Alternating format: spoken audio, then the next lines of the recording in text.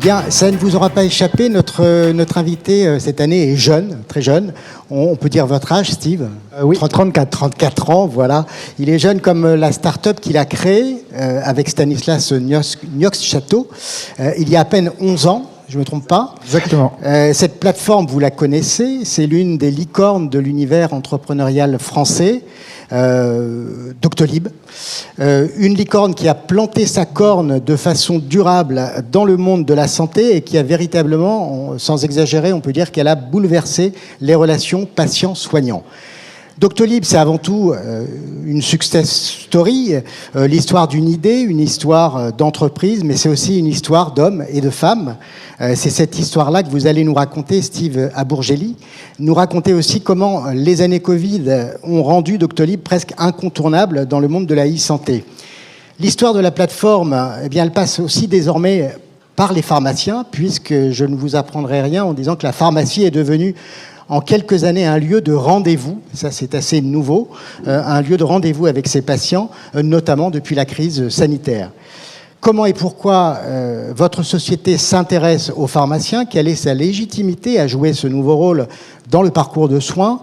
Jusqu'où irez-vous pour accompagner les missions officinales? Pour aller plus loin sur ces questions, vous avez accepté, Steve Abourgeli, le principe d'un entretien que je vous propose d'engager tout de suite, si vous en êtes parfait. D'accord. Donc, ma première question, elle est pour que vous nous racontiez un petit peu comment est venue l'idée de Doctolib, la genèse de cette histoire d'entreprise et de ce concept. Et c'est une histoire assez personnelle, il me semble. Alors, en effet, je vous avais partagé une histoire personnelle et donc je vais le faire également avec vous. Et donc déjà, merci beaucoup de m'inviter aujourd'hui pour pouvoir échanger avec vous. C'est extrêmement touchant pour moi parce qu'en fait, ce lieu, le pavillon d'officine, c'est la première fois où j'étais également convié en 2013 à rencontrer des professionnels de santé suite à une soirée de chirurgien-dentiste à l'époque. Mais donc pour vous raconter la petite histoire que, à vrai dire, j'ai peu témoigné, même aux équipes Doctolib présentes ici, c'est que donc en fait je suis entrepreneur de père en fils. J'ai monté une première société à l'âge de 14 ans dans le textile, donc rien à voir avec la santé. Et par la suite, j'ai eu l'opportunité de faire un échange universitaire en Corée du Sud. Et en fait, en Corée du Sud, la prise de rendez-vous par des patients envers leurs professionnels de santé était déjà disponible sur Internet. Et donc j'ai regardé ce qui se faisait dans le monde. Et donc dans certains pays d'Asie du Sud-Est, il y a certains pays du Moyen-Orient et surtout en Amérique du Nord, il y avait déjà des services d'intermédiation entre praticiens et patients. Malheureusement, on est en Europe et donc parfois on a un peu cette étiquette de vieux continent. Et donc il y avait peu ou en tout cas, il n'y avait pas d'usage. Il y avait des acteurs, mais il n'y avait pas d'usage à l'époque, en 2013. Et donc, en parlant tout autour de moi, en rentrant en France, j'ai été mis en relation avec Stanislas Niox-Château. Donc Stan, il m'a dit « Attends, mais moi j'y ai réfléchi également de mon côté. Il faut qu'on rencontre des praticiens, qu'on rencontre des patients pour se rendre compte s'il y a un vrai usage possible. » Et donc, on avait 2 missions à l'époque qui sont toujours notre maître mot au quotidien. C'est comment créer en fait des outils qui ont un impact sur le quotidien des soignants et des patients. Et le deuxième point, c'est de créer une société avec des valeurs humanistes et avec des milliers d'entrepreneurs. La relation électronique entre patients et professionnels, un professionnel de santé, est-ce qu'elle avait vraiment besoin de l'intervention d'un tiers? On peut aussi s'interroger sur la légitimité de votre intervention dans le domaine de l'interpro des professionnels de santé. Est-ce votre rôle d'y participer? J'en suis convaincu. Je suis convaincu en fait que des tiers peuvent simplifier, peuvent accélérer, comme les débats qui ont eu lieu cette matinée, certains aspects en fait de votre profession, de différentes professions également dans différents secteurs. Et donc, en fait, nous côté professionnels de santé, on est là pour gagner du temps, gagner en qualité de soins également, comme ça a été dit tout à l'heure. Et donc, vous voyez aujourd'hui, avec les différentes briques que nous avons développées sur les 11 dernières années, on permet de simplifier la gestion des rendez-vous pour l'ensemble des professionnels de la santé. Donc, agenda accessible, prise de rendez-vous accessible 24 sur 24, 7 jours sur 7. Également, la connexion, les différents échanges avec les patients. Aujourd'hui, on a une messagerie patient-praticien, praticien-praticien. On offre également à l'ensemble de nos professionnels de santé une visibilité auprès de 90 millions d'utilisateurs de Doctolib en Europe. On est en France, en Allemagne, en Italie. Et également, ça a permis de créer des nouveaux usages, tels que la téléconsultation, qui a eu un vrai boom durant la pandémie du Covid. Et côté patient, également, on a énormément d'intérêt par rapport à être un tiers Pourquoi ? Parce qu'aujourd'hui, ils ont accès à plus de centaines de milliers de praticiens sur une unique plateforme. Aujourd'hui, il y a 140 000 praticiens qui utilisent Doctolib en Europe. Ça permet également aux patients de mieux gérer de manière plus simple, plus fluide, plus accessible sa santé, ses rendez-vous, également ces documents partagés par ces professionnels de santé qui puissent le partager avec son pharmacien. Et de manière concrète, aujourd'hui, on a été élu la marque la plus utile au quotidien des Français par l'étude j'ai oublié le nom de l'étude, pardon, excusez-moi, de juillet dernier, sur les marques préférées des Français. Et donc je pense que oui, il faut des tiers pour accélérer certains sujets, certains projets et avoir un impact plus fort. Alors tout à l'heure, j'évoquais l'entrée de Doctolib dans le monde officinal, oui. Et ça s'est pas fait forcément de la meilleure façon qui soit. Il y a quelques mois, il y a eu un petit malentendu avec les pharmaciens autour de la question de leurs abonnements.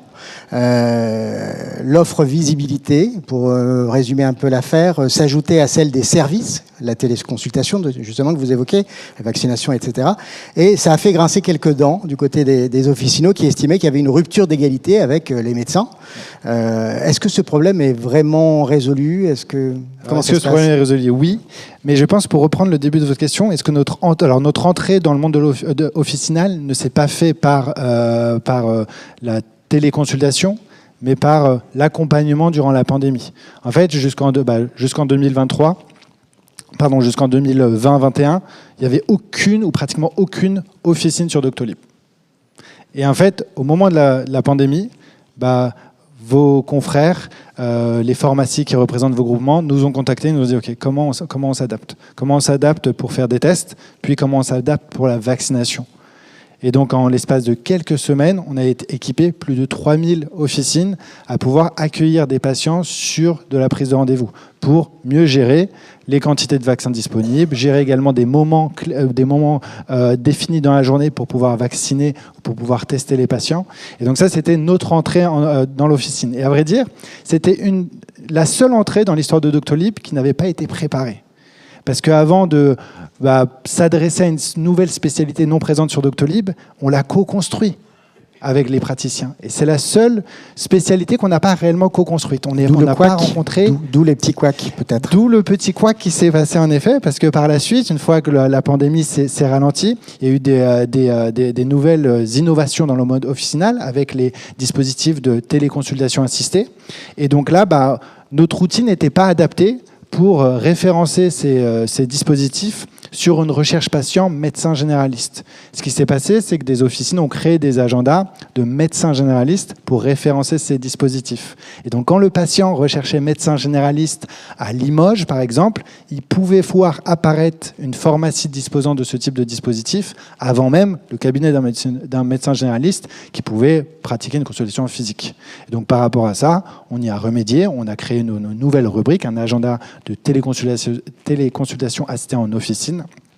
Et aujourd'hui, le mode de facturation, il est extrêmement simple. Un agenda égale un abonnement. Et donc, si un praticien veut mettre en avant les actes réalisés par les membres de son officine, tels que de la vaccination ou l'ensemble de la coopération, je ne vais plus parler de délégation, de coopération de soins. Donc là, c'est un agenda et un agenda pour la partie téléconsultation.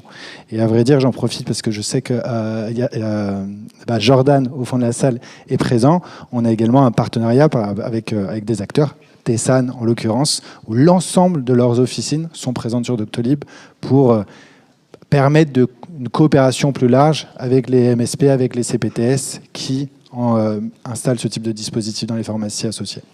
Mais le double abonnement perdure.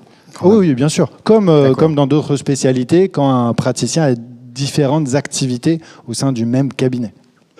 D'accord. On a parlé tout à l'heure de l'arrivée prochaine, qu'on espère prochaine, de l'ordonnance électronique. Ouais.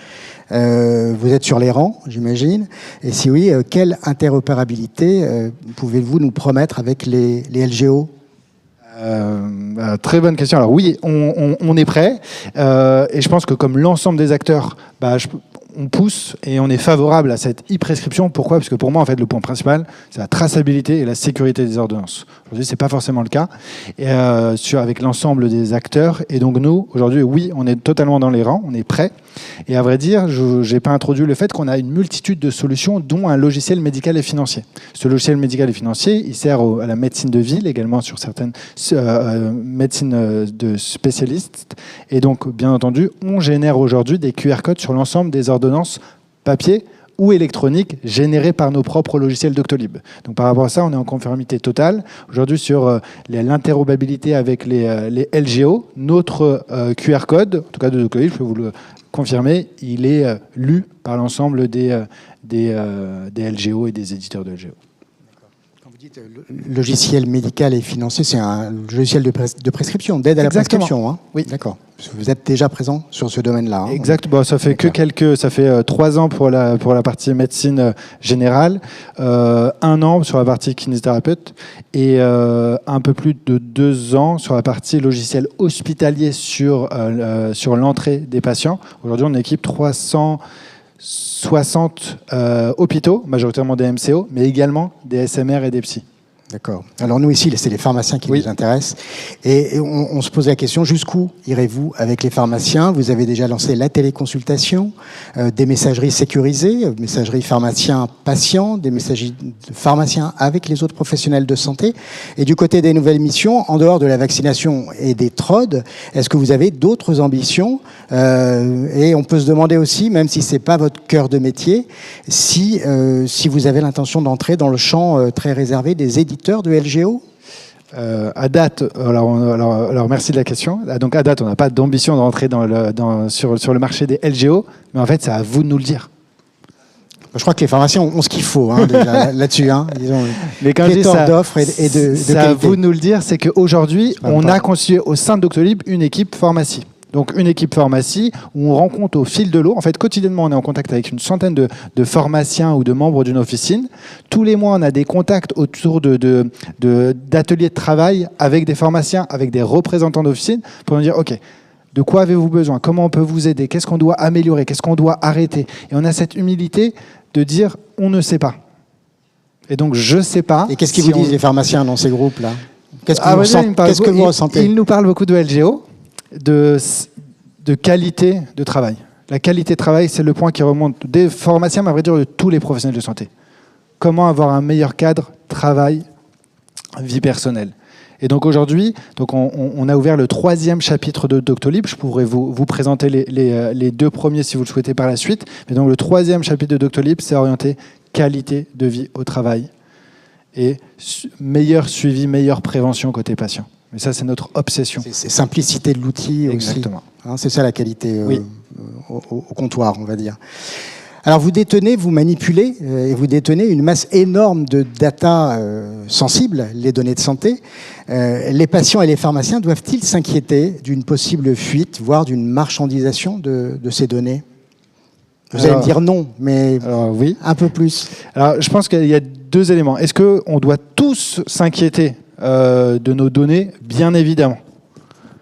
Et en fait, je pense qu'il y a une éducation à faire sur l'ensemble de la population de comment mieux gérer nos données qui peuvent se trouver sur Internet, gérer nos mots de passe, ainsi de suite. Ça, c'est le premier élément. Mais le deuxième, c'est que sur Doctolib, depuis le jour 1, on avait voulu un peu disrupter le marché.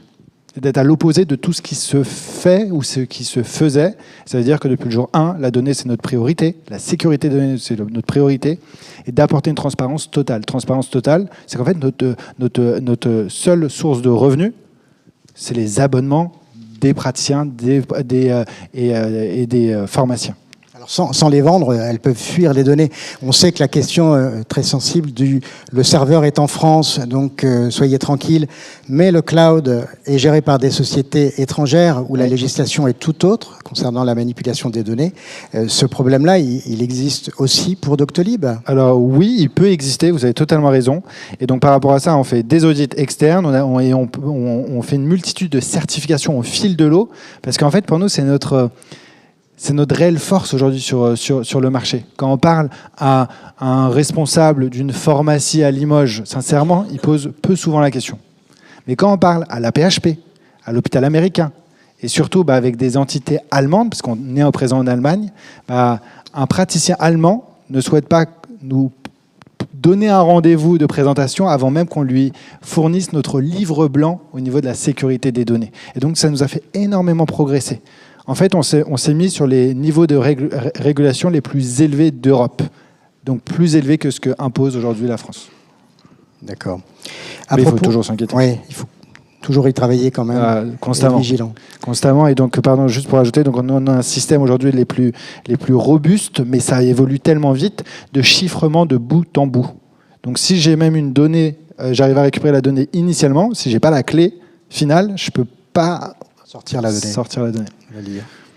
À propos d'argent, on est à la journée de l'économie, de l'officine, donc on peut parler un peu d'argent. Quelle économie, les acteurs comme Doctolib, vous n'êtes pas les seuls, même si vous avez une position dominante, on peut dire, sans mentir, quelle économie les acteurs comme Doctolib peuvent-ils contribuer à apporter aux pharmaciens? Est-ce qu'on peut chiffrer ça?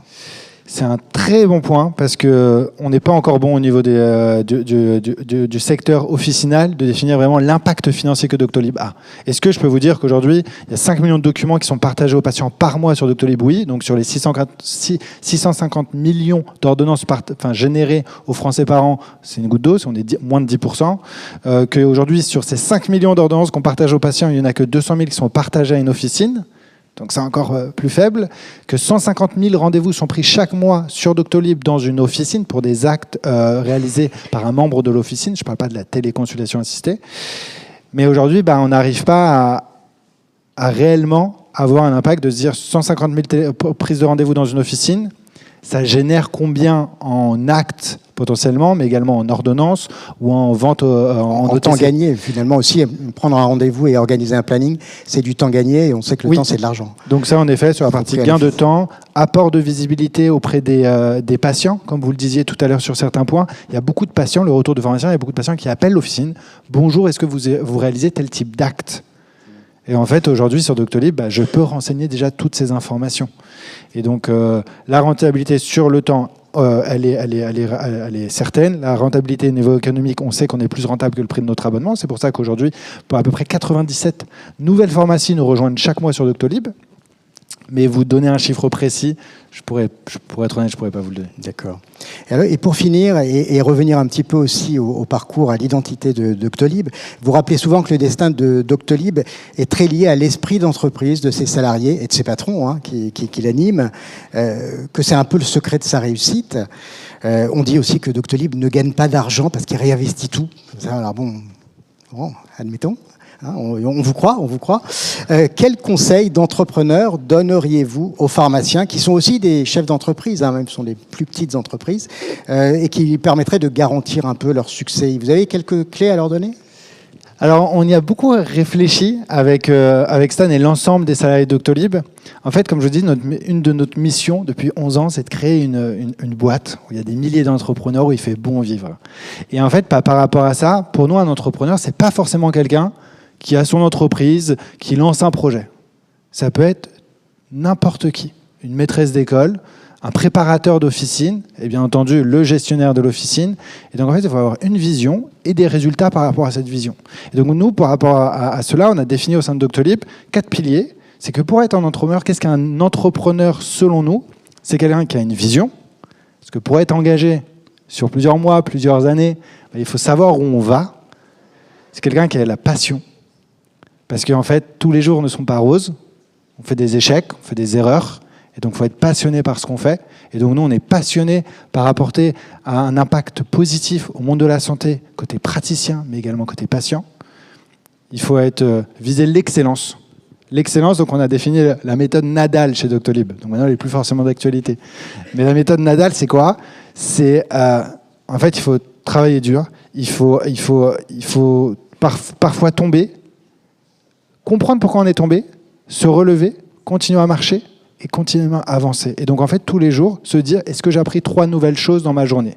Oui, non. Sinon, je reste un peu plus au bureau et j'apprends quelque chose. Apprendre quelque chose, c'est d'appeler un praticien et lui demander comment je peux vous aider.